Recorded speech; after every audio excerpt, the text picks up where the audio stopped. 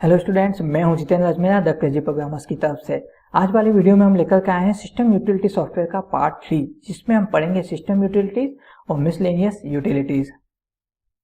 ठीक है, तो बात करते हैं सिस्टम यूटिलिटीज की। ठीक है, अभी तक हमने फाइल मैनेजमेंट और स्टोरेज मैनेजमेंट से रिलेटेड सारी यूटिलिटीज देखी। अब यहाँ पे ऐसी यूटिलिटीज हमें देखने को मिलेगी जिनका डायरेक्टली मेमोरी से या डायरेक्टली फाइल से कुछ उनका लेना देना नहीं है, बट इनडायरेक्टली वो सिस्टम का हिस्सा है और वो फाइल और स्टोरेज दोनों को ही इम्पैक्ट करते हैं। ठीक है, तो जैसे अगर बात करें सबसे पहले एंटीवायरस यूटिलिटीज।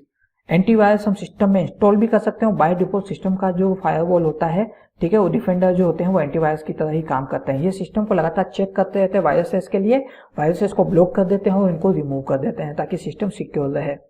फिर बात करते हैं क्लिपबोर्ड मैनेजर। देखिए, ये बड़ा कमाल की बात है। आपने कभी देखा होगा पावर पॉइंट में आप कोई भी चीज कॉपी पेस्ट करते हैं, इधर से उधर हटाते हैं, तो वो अक्सर एक ऑप्शन देता है कि आप इसे क्लिपबोर्ड पे सेव करना चाह रहे हैं। So clipboard is nothing else.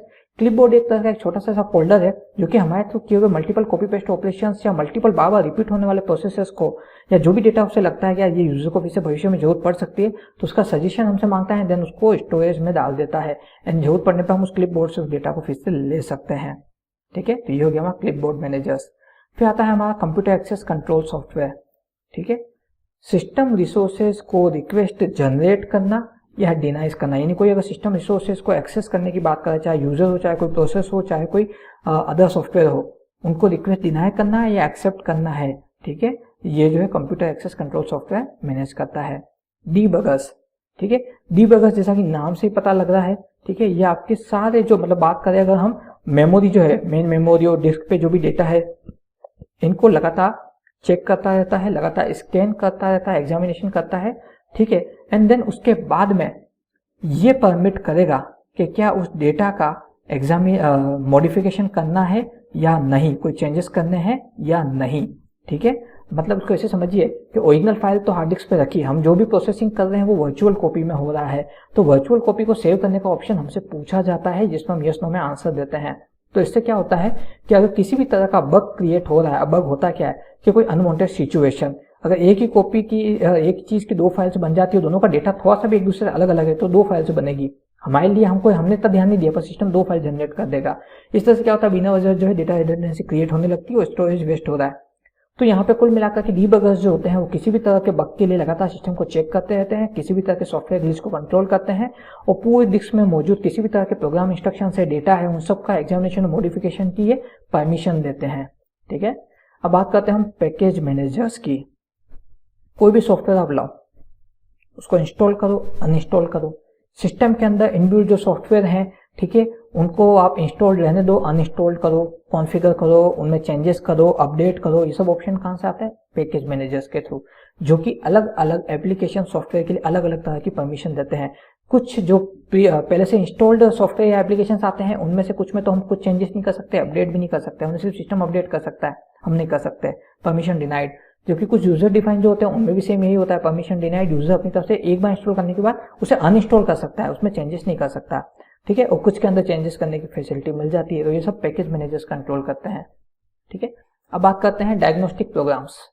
ठीक है, जैसा कि यहाँ लिखा हुआ है, determine in report the operational status of computer hardware software. देखिए, सिंपल सा मतलब क्या हो गया कि कंप्यूटर हार्डवेयर का लगातार जो है ये उसको डायग्नोस्ट करता रहता है कि क्या ये प्रॉपरली रन कर रहे हैं या नहीं। ठीक है, किसी भी तरह का डाउट होने पे या कोई कमी पेशी निकलने पे ये हाथों हाथ सिस्टम अलर्ट जनरेट करते हैं और उसको दूर करने की कोशिश करते हैं। मोस्टली तो ओएस जो है निपटने की कोशिश करता है, लेकिन अगर हार्डवेयर से रिलेटेड प्रॉब्लम है या सॉफ्टवेयर में ऐसी प्रॉब्लम जिसे ओएस कंट्रोल नहीं कर पा तो वो यूजर को इन्फॉर्मेशन देता है। ठीक है, या वार्निंग मैसेज जनरेट करता है। मेमोरी टेस्टर भी इसका एक एग्जाम्पल है। नेटवर्क यूटिलिटीज, हमारे सिस्टम को ऑनलाइन ले जाने के लिए हमें नेटवर्क से कनेक्ट करना पड़ता है, तो नेटवर्क से कनेक्टिविटी कैसे करनी है, कॉन्फ़िगर मतलब नेटवर्क को हम कैसे कॉन्फ़िगर करेंगे।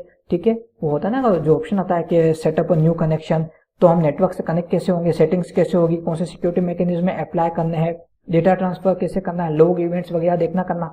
यानी कि जब हम सिस्टम को पूरा ऑनलाइन ले जाए तो उससे रिलेटेड सारी एप्लीकेशन सॉफ्टवेयर ये सब कंट्रोल करने का काम नेटवर्क यूटिलिटीज करता है। ठीक है, अब बात करते हैं रजिस्ट्री क्लीनर्स। देखिए, रजिस्ट्री क्लीनर्स होता क्या है, आपने कोई एप्लीकेशन इंस्टॉल किया सपोज, ठीक है, अब वो अनइंस्टॉल नहीं हो रहा है या अनइंस्टॉल करने के बाद में भी अभी भी आपको उसकी लॉग फाइल्स दिख रही, हट नहीं रही है, तो उसके लिए हम क्या करते हैं, प्रोग्राम फाइल्स के अंदर एक फोल्डर होता है, इसका नाम है रजिस्ट्री क्लीनर्स। अगर आप वहां पे जाकर के रजिस्ट्री फोल्डर आपको मिलेगा, ठीक है, उसमें अगर आप जाकर के वहां चेक करते हैं तो जो भी एप्लीकेशन है, सॉफ्टवेयर आपने अनइंस्टॉल कर दिया, अगर अभी भी वहां दिख रही तो वहां से आपको उसको रिमूव करना पड़ेगा, उसकी परमिशन हटानी पड़ेगी, तब जाकर के वो पूरी तरह से सिस्टम से हट जाता है। ठीक है, तो ये जो होता है फोल्डर, इसको बोलते हैं ये रजिस्टर एडिट, और यह जो एप्लीकेशन इसको बोलते हैं रजिस्ट्री क्लीनर्स। अब बात करते हैं नेक्स्ट की, सिस्टम मॉनिटर्स।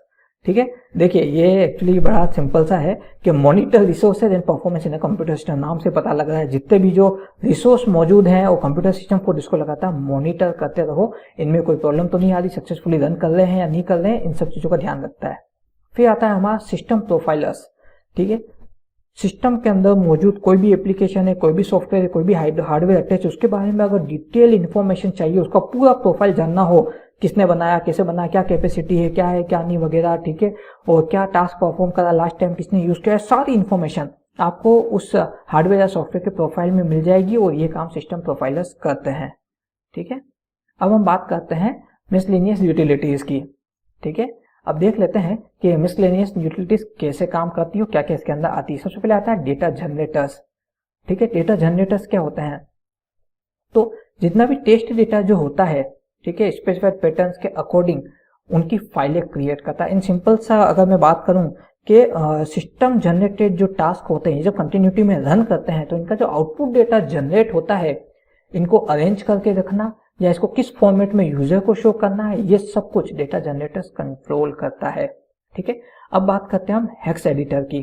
ठीक है, नाउ हेक्स एडिटर का मतलब क्या होता है, बिना फाइल के फॉर्मेट को आइडेंटिफाई किए हम उस फाइल को एक्सेस कर सकते हैं, उसके टेक्स्ट या डेटा को मॉडिफाई कर सकते हैं। देखिए इसको कैसे ऐसे समझिएगा कि क्या हुआ कि सपोज जैसे MS ऑफिस की कोई फाइल है, वर्ड फाइल है, अब MS ऑफिस में सिस्टम में भी अवेलेबल नहीं है, पर किसी भी रीजन की वजह से अगर उस फाइल को मुझे एक्सेस करना, चेंजेस करना, तो ये काम हेक्स एडिटर की मदद से हो सकता है। हेक्स एडिटर ये नहीं देखता कि क्या ये फाइल सिस्टम सॉफ्टवेयर ओरिएंटेड है या फिर स्पेसिफिक सॉफ्टवेयर ओरिएंटेड है, ये बस सीधा हमें फैसिलिटी दे देगी कि हाँ भाई हम फाइल ओपन कर रहे हैं, आप इसको जो है इसमें चेंजेस कर सकते हो। ठीक है, लेकिन ये तो मैंने एग्जांपल दिया, हकीकत में यूजर डिफाइंड फाइल्स जो होती हैं उनके ऊपर हेक्स एडिटर अप्लाई नहीं होता। यानी कि MS ऑफिस में जो आप फाइल बनाएंगे, ठीक है, वो जो है उसको आप किसी और फॉर्मेट के साथ ओपन करके एडिट नहीं कर सकते। ये एक्चुअली होता है सिस्टम जनरेटेड जो डेटा होता है, और सिस्टम में काम आने वाले जो डेटा प्रोग्राम से उनके अंदर अगर कुछ चेंजेस करने हैं कहीं पे, तो वहां पे हेक्स एडिटर्स काम में आते हैं। नाउ HTML चेकर्स, सिस्टम के अंदर मल्टीपल HTML लिंक्स आपको मिल जाएंगे जो कि सिस्टम को ऑनलाइन ले जाने का काम करते हैं। जैसे कितनी बार आप कोई एप्लीकेशन यूज कर रहे हैं, वहां पे आता है हेल्प ऑप्शन, आप हेल्प पे क्लिक करते हैं, आप ऑनलाइन कनेक्ट हो जाता है। आपने कभी सोचा ऐसा कैसे? क्योंकि वहां पे एक HTML कोड अप्लाई किया हुआ था जो आपको इंटरनेट कनेक्टिविटी के थ्रू डायरेक्ट वेबसाइट पे फॉरवर्ड कर देता है। तो ये HTML चेकर्स क्या करते हैं, HTML कोड को, लिंक्स को लगातार चेक करते हैं, वैलिडेट करते रहते हैं। इसीलिए कितनी बार कोई अननोन फाइल फॉर्मेट या कोई अननोन अगर चीज हम ओपन करते हैं, वेब पेज ओपन करते हैं, तो HTML चेकर्स ही होते हैं जो हमें शो करते हैं भाई यहाँ पे रिस्क है। ठीक है, नाउ इंस्टॉलेशन और सेटअप यूटिलिटीज, किसी भी प्रोग्राम, एप्लीकेशन, इवन हार्डवेयर को भी जब सिस्टम में फर्स्ट टाइम इंस्टॉल किया जाता है, उसको इंस्टॉल कैसे करना है, स्टेप बाय स्टेप उसका सेटअप कैसे करना है, कहाँ जाकर उसको इंस्टॉल कर सकते हैं, उसको क्या क्या परमिशन देनी है, उसका खुद का स्टोरेज फोल्डर कहाँ बनेगा, उसको आप कैसे एक्सेस कर सकते हो, उसका आइकन बनाना कि नहीं बनाना है, ये सब इंस्टॉलेशन और सेटअप यूटिलिटीज के थ्रू कंट्रोल होता है। ठीक है, पैचिंग यूटिलिटीज। ठीक है, अब पैचिंग का मतलब क्या होता है, कोई भी फाइल्स है जैसे कि ऑब्जेक्ट प्रोग्राम्स हो गए जिनका प्रोग्राम सोर्स अनअवेलेबल है, यानी ऐसे एप्लीकेशन है, ऐसे प्रोग्राम जो अपने कोडिंग के मतलब जिनकी कोडिंग साथ में नहीं आई है, बस खाली उनकी मॉड्यूल्स हमारे सिस्टम पे है जो डायरेक्टली वर्क परफॉर्म कर रही है, अगर उसमें कुछ अल्टरेशन करने हो तो फिर ये काम पैचिंग यूटिलिटीज करती है। हालांकि सभी प्रोग्राम्स पे ये चीज अप्लाई नहीं होती है। और दूसरी चीज, ये यूजर क्राइटेरिया से बिल्कुल बाहर की बात है, ये OS कंट्रोल की बात है। आपको तो पता भी नहीं चलेगा कि पैचिंग यूटिलिटीज के थ्रू कैसे जो है OS के अंदर मल्टीपल सॉफ्टवेयर में अगर कहीं पे भी कोई फाइल मिस है, उसका सोर्स कोड नहीं, उसमें चेंजेस नहीं हो पा रहे, तो OS खुद उसको जो है कंट्रोल करके सही कर देगा। ठीक है, स्क्रीन सेवर्स हम सबको पता है कि जब हम मॉनिटर्स यूज करते हैं सबकी इच्छा होती है अलग अलग स्क्रीन सेवर्स लगाए जाएं। आजकल तो रैंडम मूवमेंट वाले स्क्रीन सेवर्स, यहाँ तक कि अगर हम बात करें तो आजकल तो पीछे बैकग्राउंड में छोटे छोटे वीडियोस भी लगा सकते हैं। तो ये सब स्क्रीन सेवर फैसिलिटीज की मदद से होता है, जो कि किसी भी इमेज को ऑटोमेटिक रेजोल्यूशन में सेट करते हुए स्क्रीन सेवर में कन्वर्ट कर देता है। ठीक है, शॉर्ट एंड मर्ज प्रोग्राम्स। ठीक है, अगर हम बात करें किसी भी फाइल के अंदर जितने भी रिकॉर्ड्स हैं, लाइन्स हैं, उनको स्पेसिफाइड सीक्वेंस के अंदर शॉर्ट या मर्ज करने का ऑप्शन ये इसके थ्रू कंट्रोल होता है। Stand alone macro. ठीक है।